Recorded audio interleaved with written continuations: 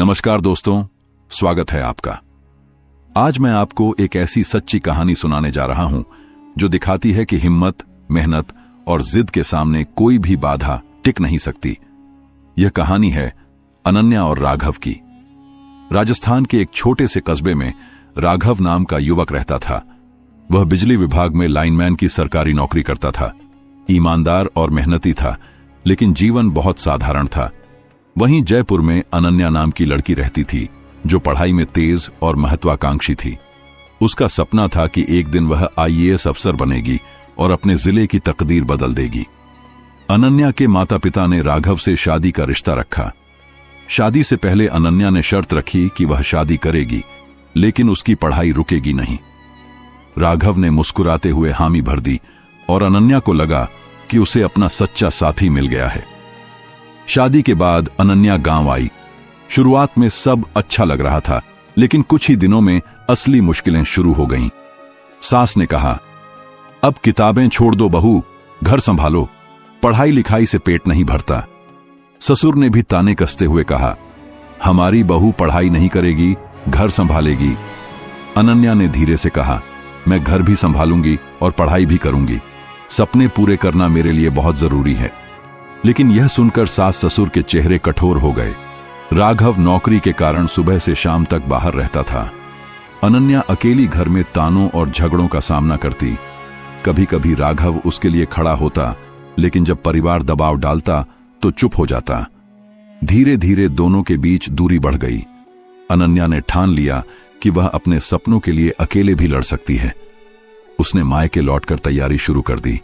तैयारी आसान नहीं थी। बिजली जाती, किताबें नहीं मिलती और लोग ताने कसते, कलेक्टर बनेगी क्या? शादी के बाद लड़कियां सपने नहीं देखती। पहली परीक्षा में असफल होने पर अनन्या टूट गई और पूरी रात रोई। उसके पिता ने कंधे पर हाथ रखा और कहा, बेटी, गिरना बुरा नहीं है, हार मान लेना बुरा है।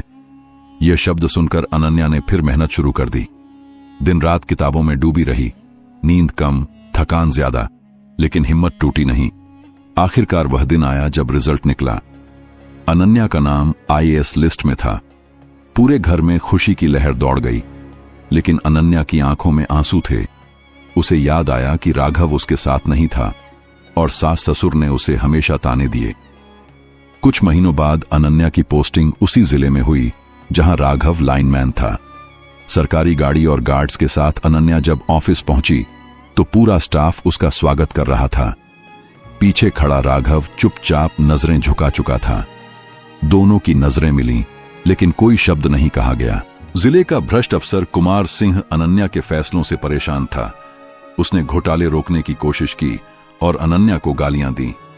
यह सुनकर राघव बर्दाश्त न कर सका और सबके सामने बोला, अगर अनन्या मैम के खिलाफ कुछ बोला तो जान से मार दूंगा। पूरा स्टाफ चौंक गया। लोग फुसफुसाने लगे, यह लाइनमैन अनन्या के लिए इतना क्यों लड़ रहा है? क्या इनके बीच कोई रिश्ता है? अनन्या ने राघव को बुलाकर डांटा, तुम्हें इस तरह बोलने की जरूरत नहीं थी। राघव ने भारी आवाज में कहा, बेशक तुम मेरी जिंदगी से जा चुकी हो, लेकिन मेरे दिल से नहीं। तुम्हारे बारे में गलत सुनना मैं सह नहीं सकता। अनन्या की आंखें नम हो गईं। कुछ हफ्तों बाद राघव पर हमला हुआ। गंभीर हालत में उसे अस्पताल लाया गया। अनन्या अपनी मीटिंग छोड़कर भागी और पूरी रात उसके सिरहाने बैठी रही। सुबह राघव ने आंखें खोलीं और कमजोर आवाज में बोला, अनन्या, मैंने तुम्हें कभी रोका नहीं था, बस हालात से हार गया था। अनन्या फूट फूट कर रो पड़ी और बोली, मैंने भी तुम्हें कभी छोड़ा नहीं। तलाक के कागजों पर आज तक साइन नहीं किए। दोनों की आंखों से आंसू बह निकले। कुछ समय बाद अनन्या और राघव ने दोबारा साथ रहने का फैसला किया। इस बार बिना किसी शर्त के, बिना किसी डर के। दोस्तों, ये कहानी हमें सिखाती है कि शिक्षा हर किसी का हक है। रिश्तों में समझ और हिम्मत दोनों जरूरी हैं। और सबसे बड़ी बात, दुनिया चाहे कुछ भी कहे, अगर इरादा पक्का हो तो सपने सच होकर रहते हैं। तो दोस्तों, आपको यह कहानी कैसी लगी? कमेंट करके बताइए और चैनल को सब्सक्राइब करना ना भूलें। मिलते हैं अगली इंटरेस्टिंग कहानी के साथ।